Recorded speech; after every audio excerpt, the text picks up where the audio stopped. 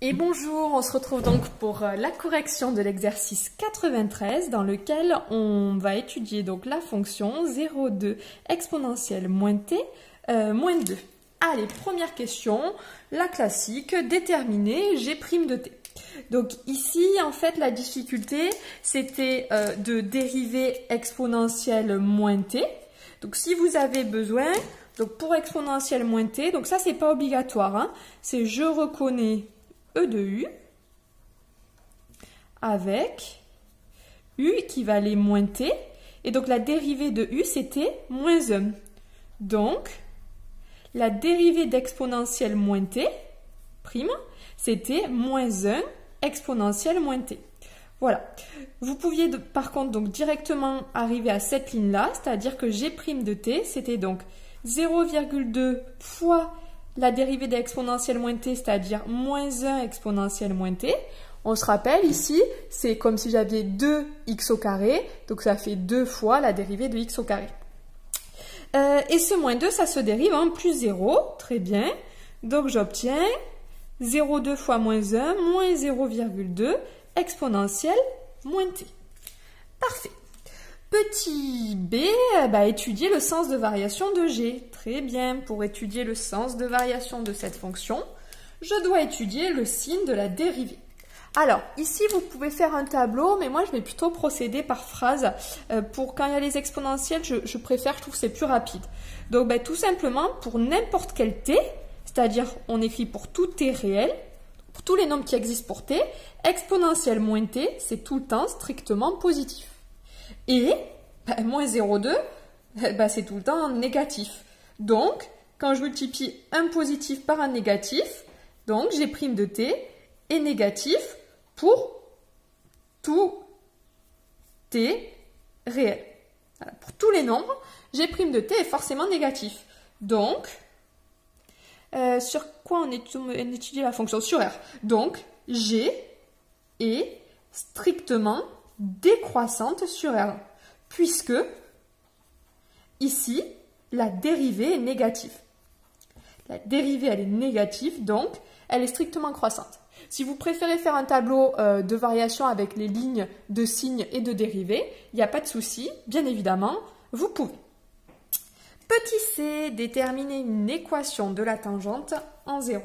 Ah, voici une question intéressante. Donc, équation de la tangente en 0. Donc, l'équation de la tangente t est, donc formule de cours à connaître par cœur, y égale f' de a, x moins a, plus f de a. Et ici, le petit a, c'était le point dans lequel on voulait le dériver, on vous dit que c'est 0. Alors, la luminosité est en train de changer. Désolée. Voilà, en 0. Maintenant que je suis là, c'est pas f d'ailleurs, c'est g, ma fonction. À partir de là, je vois que j'ai besoin de g' de 0. G' de 0, je vais tout simplement aller chercher la fonction g, et c'est pas x, c'est t. Aïe, aïe, aïe. Donc, je vais aller directement chercher ma fonction ici dérivée, g', et je remplace t par 0. Ça me fait donc moins 0,2 exponentielle de moins 0. Exponentielle de moins 0, c'est pareil qu'exponentielle de 0, ça vaut 1. Donc, ça fait moins 0,2. Et pour g de 0, c'est pareil. Je remplace t par 0 dans ma fonction de départ. Ça me fait donc 0,2 exponentielle de moins 0, moins 2. Donc, c'est-à-dire 0,2 fois 1, moins 2. Et 0,2 fois 1, moins 2, ça fait moins 1,8. Donc, l'équation de ma tangente, c'est y égale moins 0,2 t moins 0, donc t, plus moins 1,8. Donc ça s'écrit moins 0,2 t moins 1,8. Voici l'équation de ma tangente. Petit 2, tracer dans un même repère la tangente et la courbe de la fonction. Donc très bien.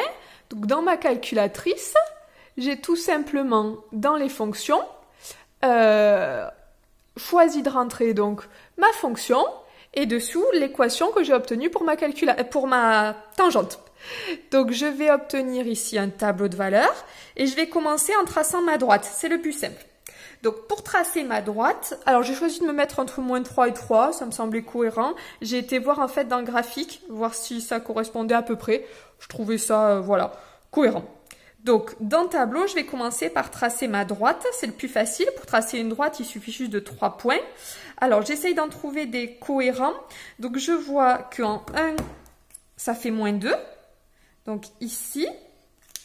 Et ensuite, regardez, je vois qu'en fait, ça baisse de 0,2 en 0,2. C'est logique puisque c'est ici, ça augmente d'ailleurs de 0,2 en 0,2. Puisqu'ici, c'est ça va de 0,2 en 0,2 à cause du coefficient directeur. Donc en fait, si je calcule en moins 4, regardez, hop, ça je peux le faire, en moins 4, ça va faire moins 1. Allez, je remets moins 3. Donc en moins 4, donc moins 4 sur ici, ça fait moins 1. Voilà, ça m'aide un petit peu et ça me permet de tracer ma droite. Alors, comme vous pouvez le voir, j'ai mis que 2 points. Pour être tranquille, je vais essayer de vérifier avec un autre point. Par exemple, en 3, je dois obtenir moins 2,4. En 3, moins 2,4, ça me semble cohérent. Ensuite, donc ça c'est ma tangente, c'est T. Ensuite, je dois tracer la courbe représentative de G. Donc on vous dit qu'en moins 3, ça fait un peu plus de 2, à peine. En moins 2, ça fait moins 0,5. C'est descendu vite. En moins 1, ça fait moins 1,4. En 0, ça fait moins 1,8. C'est logique, je suis la tangente, hein, c'est la tangente en 0. Hop, là, c'est comme si... En fait, ici, la tangente, on se rappelle, c'est comme si j'avais un début de courbe. Donc, normalement, elle va faire comme ça. En 1, ça fait moins 1,9. Donc, je suis un peu au-dessus. En 2, toujours moins 1,9. Je me rapproche de 2. Voilà. Donc, ma courbe, il semblerait... Alors, on ne vous dit pas moins 3,3. Hein, donc, je fais comme si, voilà, je savais qu'elle dépassait. Elle vient là, là. Elle va venir s'écraser sur ma tangente. C'est logique, c'est comme ça qu'on la trace, la tangente. On imagine le début d'une droite. Et voilà. Je vérifie avec mon graphique. Voilà ce que je devais obtenir. Ouais, ben, hop, hop, hop, pardon, vous n'avez pas vu. Mince, j'espère que vous avez vu ce que j'ai fait. Voilà, donc on devait obtenir ça, on obtient ça. On est plutôt content. Voilà, bon courage à vous!